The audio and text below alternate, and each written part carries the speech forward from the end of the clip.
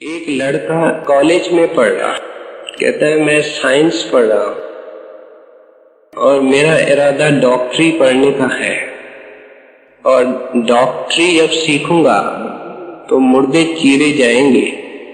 आप कृपा करके बताओ कि किस जगह शरीर के अंदर आत्मा की बैठक है ताकि मैं उसको देख सकूं। जब मुर्दे की चीर फाड़ होती है तो उसके अंदर न मन नजर आएगा न आत्मा नजर आएगी, क्योंकि ये अस्थूल नहीं है और चीर फाड़ सिर्फ अस्थूल शरीर की होती है।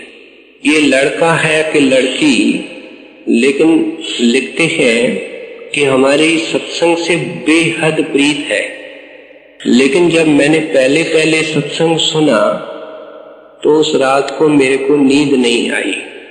अब उसको नींद क्यों नहीं आई? खुशी के कारण, दुख के कारण, सोच विचार के कारण? इसका फैसला वो खुद कर सकती है, दूसरा किस तरीके से कर सकता है। हमारे पास गंगा जल था, वह एक बोतल के अंदर था। कुछ समय के बाद उसमें बदबू हो गई। गंगा जल में क्यों बदबू होनी चाहिए? किसी भी पवित्र नदी का पानी सारे संत महात्मा समझाते हैं और पानी की तरह होता है, और ये तो गंगा है। किसी पवित्र नदी का पानी या कुएं का पानी आप बोतल में रखेंगे तो समय पाकर के उसमें बदबू हो जाएगी। वो चिट्ठियां महाराज जी को लिखी जाती हैं, क्या उन सब का उत्तर हजूर महाराज साहब खुद देते हैं? अब आप खुद विचारो, डेरे के अंदर डाक को जाकर के देखो, दिन ब दिन चिट्ठियों की संख्या बढ़ रही, हजारों में चिट्ठियां हैं। अव्वल तो राय साहब मुंशी राम ने लिखा है कि जब गुरु का प्यारा प्रेम के वश होकर के चिट्ठी लिखता है तो उसका काम तो उस वक्त ही हो जाता है, चिट्ठी बाद में पहुंचती है। राय साहब मुंशी राम ने इसके उदाहरण भी लिखे हैं। लेकिन फिर बाहर से उत्तर यही है कि जिन पत्रों का संबंध परमार्थ से होता है, महत्वपूर्ण बातों से होता है, वे सब महाराज साहब को सुनाई जाती है और महाराज साहब के तरफ से उत्तर लिखाए जाते हैं और वे हमारे पास आते हैं। जो पत्र प्रबंध से संबंध रखते हैं, रूटीन के अंदर केवल आशीर्वाद मानते हैं, जन्मदिन के लिए कहते हैं या और कोई काम के लिए लिखते हैं, तो इनके उत्तर रूटीन के अंदर सेक्रेटरी लोग देते हैं। ये प्रेमी कहता है कि आप कहते हैं सत्संग में, मैं तो नहीं कहता हूँ, दादू साहब कहते हैं, पलटू साहब कहते हैं, कबीर साहब कहते हैं, सब संत कहते हैं कि गुरु से संसार की कोई वस्तु नहीं मांगनी चाहिए। गुरु हमारा बाप है, फिर हम और किससे मांगे? इनका कहना बहुत जायज है, बाप का काम है बेटे को देना, लेकिन ऐसे बेटे होते हैं जो बाप से कुछ नहीं मांगते हैं, और जब बच्चा छोटा होता है उनको पालते पोसते हैं, बच्चा तो कुछ नहीं कहता। बच्चा लायक होता है, पहले ही उसके लिखाई पढ़ाई के लिए प्रबंध करते हैं, बच्चा कुछ नहीं कहता। फिर जब देखते हैं कि पढ़ने में अच्छा है तो उसको वस्त्र देते हैं, अपने को तकलीफ दे करके उनके सुख सुविधा का प्रबंध करते हैं, बच्चे को कुछ कहना ही नहीं पड़ता। बच्चा लायक होता है, बाप कर्जा लेकर के उसको विलायत में पढ़ने को भेजता है, बच्चा कुछ नहीं कहता। बात क्या है? बात एक है कि बच्चा लायक है, आज्ञाकारी है, बाप से कुछ नहीं मांगता है। मैं एक संसारी रिश्ते का उदाहरण दे रहा हूं। इस दयालु परम पिता परमात्मा का या सदगुरु का कहना ही क्या है? संतों ने ये समझाया है कि जो कुछ नहीं मांगता है उसको ही सब कुछ मिलता है।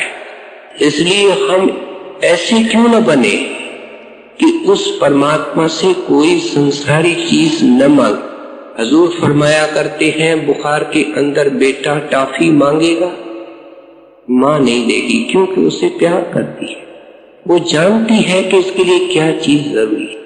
इसलिए इन बातों को छोड़ करके क्यों न गुरु से गुरु मांगा जाए, गुरु का नाम मांगा जाए, अंदर का परमार्थ मांगा जाए, जिसके अंदर सब इच्छाएं पूरी हो जाती है। एक बहन ने एक सवाल उठाया है।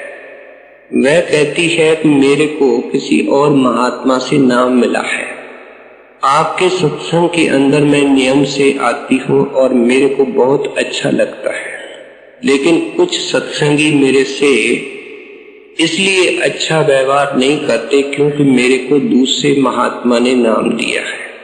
मेरी ऐसे सत्संगियों को निवेदन है कि ऐसी बहन के साथ बिल्कुल ऐसा व्यवहार करना चाहिए जैसे हम किसी और सत्संगी के साथ करते हैं, और इस बहन को ऐसी शिकायत का मौका नहीं मिलना चाहिए।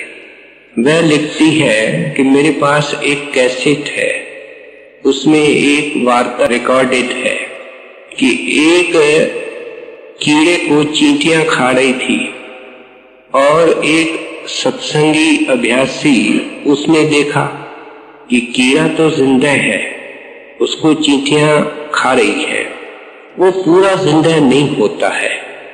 चलने फिरने को जब कीड़ा मजबूर हो जाता है, चींटियां देखती है कि अब ये हमारी खुराक बनेगा, तब उसको पकड़ती है। तो ऐसी हालत में उसने कीड़े को अलग करके किसी ऐसी जगह रखा जहां चींटियां उसको खा नहीं सके। अब वह आदमी भजनीक था। सुबह को उठ करके जब भजन बैठा तो उसने ऐसे महसूस किया जैसे उसके पांव को चींटियां खा रही है, और साथ में कह रही है कि हमारा उस कीड़े के साथ हिसाब किताब था और हम तुमसे वसूल करेंगी। तो इसका अर्थ ये है क्या?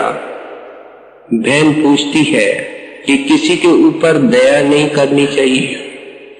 वास्तव में हजूर महाराज ने अपने एक चिट्ठी के अंदर ये वार्ता लिखी है, और मैंने उस चिट्ठी को अच्छी तरह देखा तो ऐसा लगा कि महाराज जी उनको समझा रहे थे कि कर्मों का कानून कितना पेचीदा है, लेन देन का कानून कितना पेचीदा है। इसका अर्थ ये बिल्कुल नहीं है कि दया नहीं करनी चाहिए, दया अंतिम श्वास तक करनी चाहिए, और ऐसी हालत के अंदर दया करने से संत नहीं मना करते हैं। जब हम किसी भिखारी को दुखी देख करके दया करते हैं और कुछ देते हैं तो उसका मतलब क्या? कुछ देते हैं, जो हमारे पास है वह देते हैं। अगर हम किसी को बचाते हैं और उसके एवज में कुछ दुख उठाना पड़ता है तो खुशी से उठाना चाहिए। उस अभ्यासी को तकलीफ हुई, उसका अर्थ ये नहीं था कि उसको महाराज ने कहा कि नहीं करना चाहिए। महाराज जी समझा रहे थे कि हिसाब किताब है और हिसाब किताब देना पड़ता है। कर्मों का कानून बड़ा पेचीदा है। असली अर्थ इस बात का यही है। एक प्यारे ने बड़ी प्रेम भरी चिट्ठी लिखी है कि हम बहुत मजबूर हैं।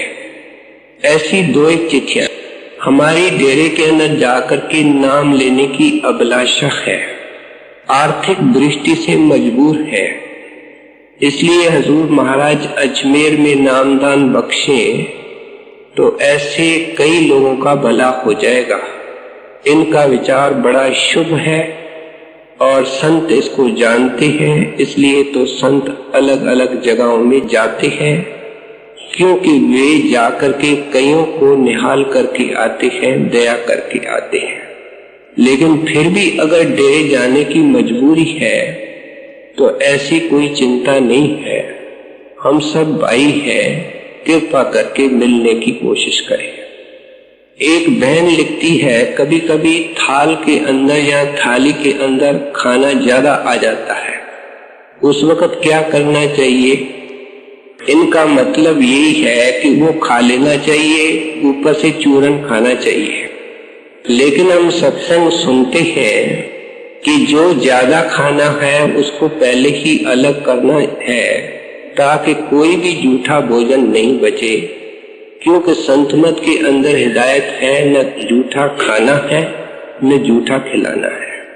एक भाई लिखता है कि मैं बहुत बड़ा पापी हूँ और इसलिए मैं नाम का अधिकारी नहीं हूँ। वे नाम के अधिकारी नहीं है, इसका फैसला करने वाला वे किस तरीके से बन सकते हैं?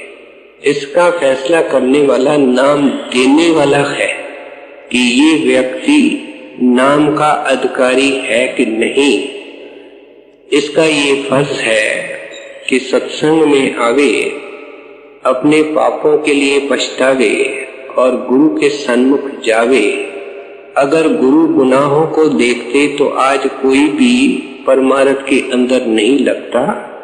वे बख्शुंदे होते हैं, दयालु होते हैं और ख्याल ऊंचा रखना चाहिए। और जब मौका मिले नाम की जो अभिलाषा है उसको पूर्ण करने के लिए उनको डेरे जाना चाहिए।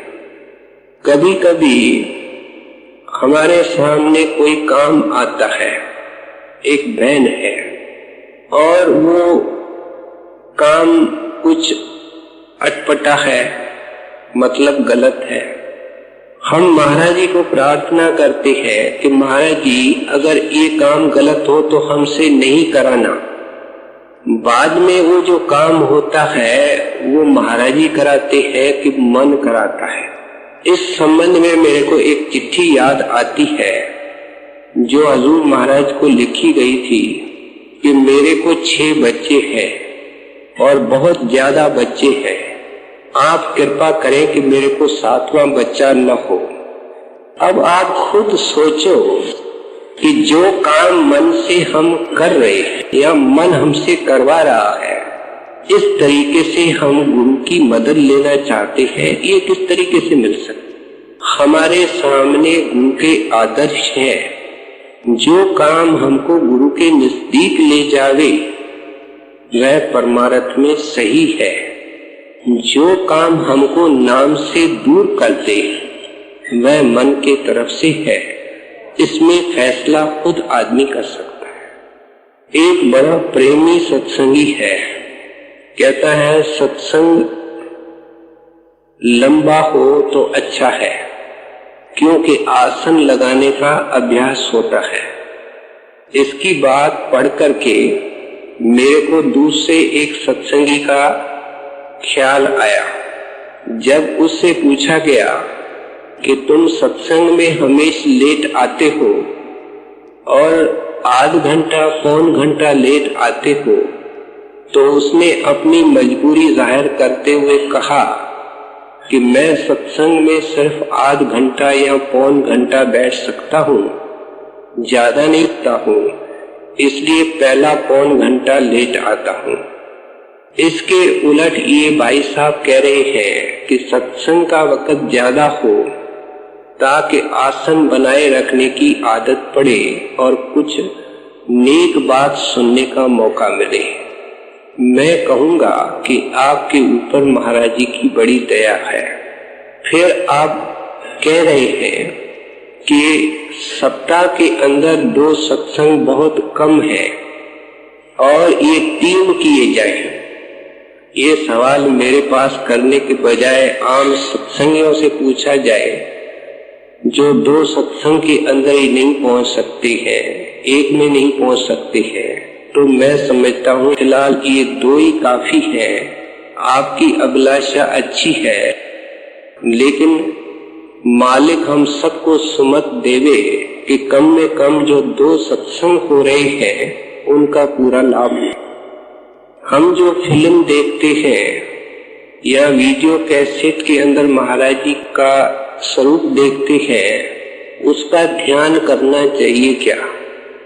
ये कुदरती होता है कि जो लोग फिल्म देखते हैं या टीवी देखते हैं जब भजन बैठते हैं तो जो कुछ वो टीवी में या फिल्म में देख करके आए हैं वह भजन के वक्त उनके सामने आ जाता है। तो ये भी एक स्वाभाविक है कि हजूर महाराज जी की फिल्म देखते या टीवी में कैसेट देखते हुए वो स्वरूप सामने आवे, लेकिन कोशिश ये करनी है कि जो देहधारी स्वरूप है उसका कल्पित ध्यान आना चाहिए, न कि फिल्म का या वीडियो कैसेट का। एक लड़की लिखती है कि मैं शादी नहीं करना चाहती हूँ, मेरे पिता माता बहुत मेरे को मजबूर कर रहे हैं शादी करने के लिए, और वे कहते हैं कि बड़े बड़े संत महात्माओं ने भी शादी की है। अब ये एक व्यक्तिगत मामला, पर्सनल इंडिविजुअल मामला है, और इनको चाहिए कि अपने पिता माता से बैठ करके इसको सुलझा लें। महाराज जी अजमेर कब पधारेंगे और उस वक्त महाराज जी का दर्शन करना चाहिए कि सेवा करनी चाहिए। अगर घर के आदमी ही खाना खाने के लिए बैठ जाएंगे तो खाना बनाएगा कौन? फिर तो कोई तंबू लगाने वाला नहीं, दरी लगाने वाला नहीं, खाना पकाने वाला नहीं। ये उस वक्त तो सेवा ही करनी चाहिए। सत्संग का मौका देखना है, डेरे जाएं, आसपास के शहरों में महाराज जी दया करके आते हैं, वहां दर्शन करें। जब यहाँ पधारते हैं तो हम मेहमानों की सेवा करें। जो संगत शहर से आती है, बाहर के शहरों से आती है, उनकी सेवा करें। रहा महाराज जी के अजमेर आने का प्रोग्राम, जब उनकी मौज होगी तब पता चलेगा। जब कोई सत्संगी गलत काम करता है तो महाराज जी उसको रोकते क्यों नहीं है? उनको अपने मन को रोकना चाहिए और महाराज जी के ऊपर ये जिम्मेवारी नहीं डालनी चाहिए। महाराज जी के ऊपर जिम्मेवारी तब पड़ जाती है जब ये सारे शरीर को खाली करके अंदर चला जाता है और ये गुरु के गोद में बैठ जाता है, फिर जिम्मेवारी महाराज जी की हो जाती है। जो नाम लेने के बाद नाम के असूलों से दूर हो जाता है, अर्थात शराब पीता होगा, मांस खाता होगा या किसी और व्यवहार के अंदर फंस जाता है, रिश्वत लेता है, ऐसा आदमी तो भजन कर ही नहीं सकता। तो उसका क्या होगा? पहले तो उसकी चिंता आपको नहीं होनी चाहिए, क्योंकि जो लड़का पास होना चाहता है वो ये नहीं सोचता है कि जो फेल होगा उसका क्या होगा। वो तो यही सोचता है कि मेरे को पास होकर के, फर्स्ट डिवीजन में पास होकर के मेरे को अच्छी नौकरी हासिल करनी है, लायक बनना है। आप विचार अपना ऊंचा रखें, लेकिन ऐसा सत्संगी से नफरत कभी नहीं करनी है, क्योंकि अगर उससे हम नफरत करेंगे तो और संत मत से दूर हो जाएगा। वह गुरु का सेवक है, आगे पीछे गुरु के चरणों में आएगा। मार्ग कितना लंबा हो, डोर कितनी लंबी हो, लेकिन उसकी डोर पकड़ी सतगुरु ने है। इसलिए सत्संगी का फर्ज है कि ऐसे आदमी से, दुनिया के किसी आदमी से नफरत जब करनी नहीं है, सत्संगी अगर भटक गया है तो उसको प्यार देना चाहिए। उस प्यार के देने से शायद वो वापस रास्ते के अंदर आ जाए और ठीक हो जाए। क्या नाम दान मिलना ये निश्चित होता है? पूरे गुरु का नाम मिलना, उसका महीना, दिन, तारीख और वक्त सब निश्चित हो। हजूर महाराज जी एक बार डेरे में नाम दे रहे थे, नाम की छटनी हुई और नाम की छटनी के बाद वह पास भी हो गया। लेकिन बाद में जब महाराज जी कुछ जाकर के विश्राम करते हैं तो बाथरूम में जाने की इजाजत दे, वह गया, पता नहीं उसको ज्यादा वक्त लग गया। जब आया तो देखता है कि दरवाजे बंद हैं। और उसने दरवाजा खटखटाया लेकिन किसी ने नहीं खोला। उस दिन उसको नाम नहीं मिला और वो शायद नाम का आखिरी दिन था। सेवादारों ने जब महाराज जी से बात की तो महाराज जी ने मुस्कुरा के कहा कि इसको कुछ महीने के बाद नाम मिल जाएगा। इसका अर्थ ये है कि जो कुछ हुआ वह सही हुआ।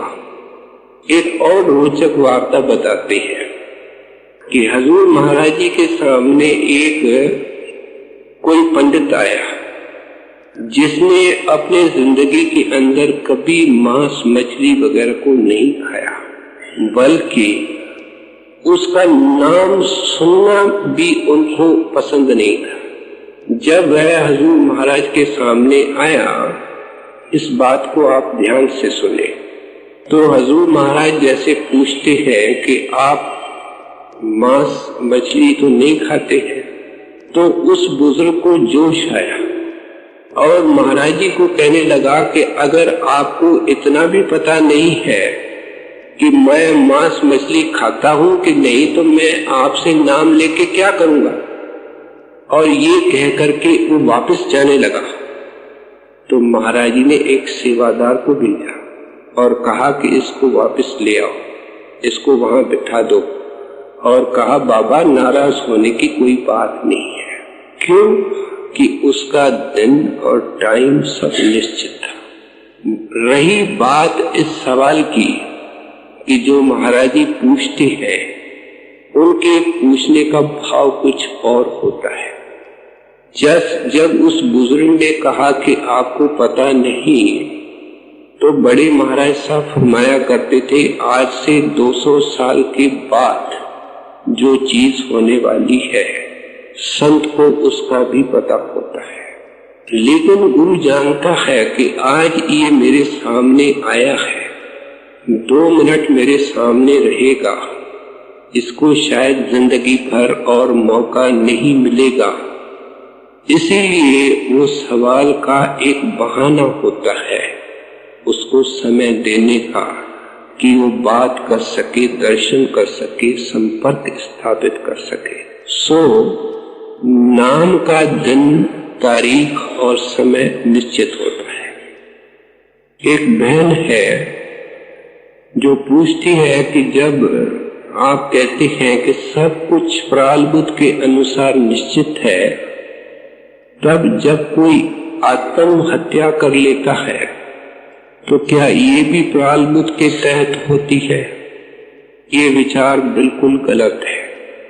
जब प्रारब्ध का जिक्र आता है तो इसका कभी ये अर्थ नहीं हुआ कि ये जो सारी जिंदगी हमारी निकलती है उसमें सिर्फ प्रारब्ध ही काम करती है। उसमें साफ बताया जाता है कि प्रारब्ध भोगते हुए हम नए कर्म भी करते हैं, और ये जो आत्महत्या है वह एक नया महापाप है। इसके गहराई को समझने की कोशिश करें कि परमात्मा के पास ऊंचे में ऊंची चीज, ऊंचे में ऊंचा दान, सबसे उत्तम मौका अगर कोई है वह इंसान का चूल्हा है, मनुष्य देह है। अगर कोई पिता किसी बेटे को हीरा देता है और वह मूर्ख उस हीरे को पानी के तालाब के अंदर फेंक देता है, आप खुद विचार करो उसका पिता उसे कितना नाराज होगा। लाखों का हीरा है, मूर्खता के बस उसने तालाब में फेंक दिया। इसलिए संत समझाते हैं कि जिन्होंने प्राण दिए हैं उसको ही प्राण लेने का हक है। वह हक हम छीन लेते हैं और संसार की समस्याएं होती है उसके अधीन होकर के जीव आत्महत्या करता है। मूर्ख नहीं है, महामूर्ख है। इस तरीके से कष्टों का निवारण होने वाला नहीं, क्योंकि जिन कर्मों के कारण वो दुखी होता है और परेशान होकर के ये काम करता है, वे कर्म इसको आगे भी भोगने पड़ेंगे। उन कर्मों के अंदर एक बड़े महा पाप का इजाफा हो गया, वह आत्महत्या का। हमारे सारे शास्त्र कहते हैं आप घाती सो महापापी। अगर ये प्रारब्ध कर्म होता तो संतों का कभी ये वचन भी नहीं होता। नया कर्म है, साफ है, नया कर्म है, और इससे बढ़कर के दुनिया में कोई पाप नहीं है। इसलिए सपने के अंदर भी कभी इसके बारे में सोचना नहीं चाहिए। केवल बुज़दिल और कायर और कमजोर आदमी ये सोचते हैं, और दुनिया से जो भागना चाहते हैं, दुनिया से भागने का कोई साधन नहीं है। दुनिया को फेस करके जो दुख सुख है उसको प्रसाद मान करके हिम्मत करके भोगना चाहिए। ऐसी बात के बारे में नहीं विचारना चाहिए। फिर एक ने ये सवाल किया है कि अगर कोई सत्संगी ये कर देता है तो सत्संगी भी बहुत बड़ा पाप करता है। सवाल ये रहा कि सत्संगी की संभाल होगी या नहीं, ये भी इनके अंदर सवाल है। सत्संगी की संभाल होगी, कैसी होगी, किस तरीके से होगी? संभाल के अनेक तरीके होते हैं। उसको काल भी नहीं संभालता है, उसको गुरु भी नहीं कुछ अरसे के लिए संभाले, भटके, बाद में संभाले। कभी पिता नाराज होकर के 1 साल के लिए बेटे को घर से निकाल देता है, उसको सबक सिखाने के लिए। उसका प्यार है और वो उनको सुधारना चाहता है, वापस घर में ले लेता है। इसलिए सत्संगी हो बेसत्संगी हो, सपने के अंदर इस बात को सोचना नहीं है। एक सत्संगी लिखता है कि मैं भजन बैठता हूँ, आधे घंटे के बाद मेरे को टांगों में इतना दर्द होता है कि मैं सहन नहीं कर सकता हूँ। इसके कुछ उपाय हैं। इस प्रेमी को ये करना चाहिए कि जब वो आसन छोड़ देता है तो उसको 2 मिनट रोज बढ़ाने की कोशिश करे। उस दर्द को जितना आज सहता है, कल उसको 2 मिनट 5 मिनट ज्यादा सह लेवे। सहता सहता वो देखेगा कि उसको दर्द तंग नहीं करेगा और इससे वो पार हो जाएगा। बाकी बचने का कोई उपाय नहीं है। इस अवस्था से निकलना पड़ता है, और जब निकलना ही है तो हिम्मत से निकलना चाहिए। चारपाई पर बैठ करके सिमरन भजन करना चाहिए। अब कोई आदमी बीमार है, मजबूर है, तो उसकी दूसरी बात है। बाकी चारपाई पर बैठ करके भजन करना नींद को दावत देना है। अगर सत्संगी भजन को पूरा वक्त नहीं देता है तो अंत समय गुरु लेने आएगा। एक बात ध्यान में रखनी चाहिए कि संत मत प्रेम का मार्ग है। सत्संगी के अंदर सोचने के अंदर एक नुक्स है। वो कहता है कि मैं 1 घंटा जो बैठा हूँ, मेरे को क्या फायदा हुआ, कितना फायदा हुआ, कितने मेरे कर्म कटे। मैं जो डेरी किया, मैंने जो दर्शन किया, सत्संग किया, मेरे कितने कर्म कटे। मैंने जो ये मिट्टी की सेवा घंटा 2 घंटा की, मेरे को कितना लाभ पहुंचा। याद रखो, प्रेम में ऐसा कोई विचार नहीं, कोई हिसाब किताब नहीं, कोई लेन देन नहीं। मैंने क्या किया, क्या मिलेगा, ये प्रेम है ही नहीं। ये सौदागरी है, दुकानदारी है, दुनियादारी है। इसमें तो सब कुछ देना है, क्या मिलेगा इसको सोचना ही नहीं है। इसलिए ये कहना कि मैं टाइम नहीं देता हूँ, गुरु आएगा या नहीं आएगा, हमारा ये फर्ज है। गुरु अपने सारे जिम्मेवारियों को कर रहा है और अपने जिम्मेवारियों को बखूबी जानता है। सेवक का ये फर्ज है कि यथाशक्ति पूरा जोर लगा करके परमार्थ की कमाई करे। ऐसा सत्संगी कभी भटकने वाला नहीं। जितनी उसको आशा है उससे ज्यादा उसकी संभाल होगी। एक भाई साहब लिखते हैं कि मैं बुजुर्ग हूँ, मेरा बेटा शराबी है, वो मेरे को भजन में नहीं बैठने देता है। मेरे को ये समझ में नहीं आता है, जो शराब पीता है वो घर में आकर के खूब सो जाता है और उसको 8-9 बजे से पहले नींद ही उसकी नहीं खुलती है। हमको भजन रात को 3-4 बजे करना है, वो कैसे उसको भजन से उठाता है, ये तो समझ में नहीं आता है। लेकिन फिर भी हमको जो कुछ करना है प्रेम प्यार से करेंगे और भजन सिमरन का असर घर के आदमियों पर भी होता है।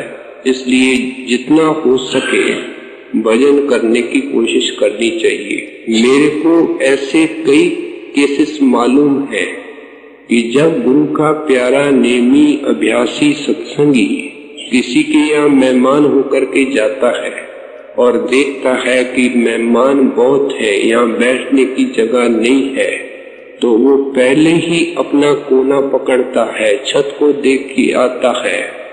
और मैं एक अभ्यासी को जानता हूँ जिसका दोस्त 6 मील के दूरी पर रहता था। शाम को बस में बैठ करके उस सत्संगी दोस्त के घर जाकर के रात को रहता था। दोनों मिलकर के भजन करते थे। प्रेम बहुत बड़े बड़े काम कर लेता है। शौक होना चाहिए, प्रेम होना चाहिए। एक बहन लिखती है कि मैं 2 घंटे बैठती हूँ लेकिन मेरा शरीर बहुत हिलता है। ये शिकायत कुछ सत्संगियों को होती है, विशेषकर बहनों को होती है। और सिमरन जैसे जैसे पक्का होगा ऐसे ऐसे शरीर का हिलना बंद हो जाएगा। लेकिन इस अवस्था के अंदर दीवार के साथ बैठना चाहिए, पीछे कोई गद्दी रखनी चाहिए, जरूरत हो तो दोनों तरफों भी छोटी मोटी गद्दी रखनी चाहिए। बाकी इससे कोई नुकसान होने वाला नहीं। एक बहन लिखती है कि जिस वक्त मैं सोती हूँ मैं तकिए पर अपना दाहिना कान रखती हूँ और मेरे को शब्द सुनाई देता है। इसमें कोई गलती तो नहीं है, ये बिल्कुल सही है, क्योंकि जितना भी नाम की कमाई की जाए, ख्याल नाम की तरफ रखा जाए, बहुत ही अच्छा है। उसको सुनते सुनते ही आदमी आराम करे तो इससे और बढ़कर के क्या हो सकता है। संतों को इतनी तकलीफें क्यों उठानी पड़ी और संतों को अपने कर्म होते हैं क्या? संतों को अपने कर्म न के बराबर होते हैं। कृपा करके ध्यान से सुने।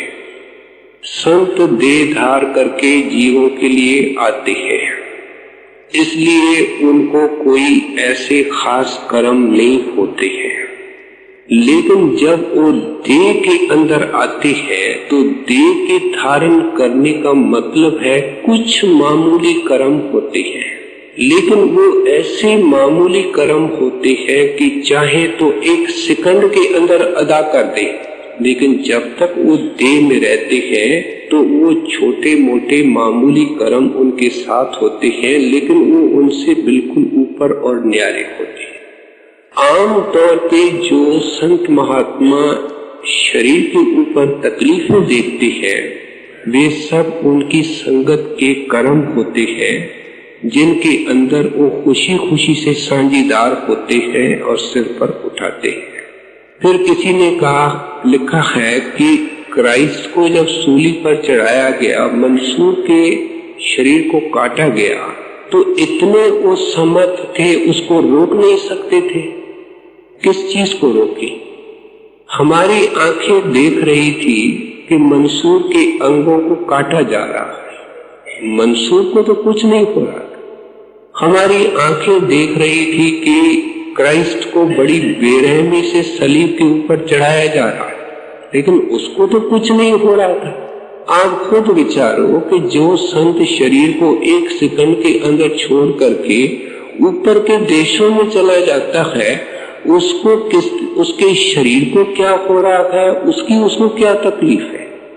फिर उन्होंने मिसालें कायम करना चाहिए कि अगर तकलीफ आवे तो भाना समझ करके, मालिक की मौज समझ करके, जो उनकी संगत थी उनके लिए उन्होंने मिसालें पेश की। जो आने वाले अभ्यासी और परमार्थी जन थे उनके लिए मिसालें पेश की। बाकी संतों के कोई कर्म नहीं होते। अब कुछ लड़कियां हैं जो सत्संग में आती है, वो कहती है हमारे नाम दान कब मिलेगा। हम देखते हैं कि लोग नाम दान लेकर के भी कौन सी नाम की कमाई करते हैं। ये मार्ग प्रेम का है।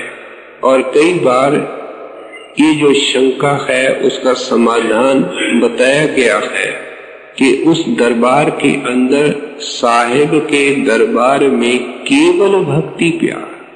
आप अपने मन में भक्ति रखो, आप अपने मन में प्यार रखो, आप ऐसे ही सुरक्षित हैं जैसे एक सत्संगी है। आपका कोई बाल बांका होने वाला नहीं। और रही नाम देने वाले की मौज, जब मुनासिब समझेगा तब देगा। आप तो मन से उनको गुरु मान ले, आप मन से उनको सब कुछ मान ले, और जैसे एक सत्संगी काम करता है, सेवा करता है, सत्संग करता है, ऐसे करे। बाकी ये लड़के लड़कियां पूछती है कि हम कौन सा नाम सिमरें। उनको नाम सिमरने की कोशिश नहीं करनी चाहिए। अगर एकांत में कभी बैठे तो आंख बंद करके जो नाम उनको प्यारा लगता है उनका सिमरन कर सकती है, लेकिन ज्यादा देर तक नहीं करना चाहिए जब तक उनको नाम दान नहीं।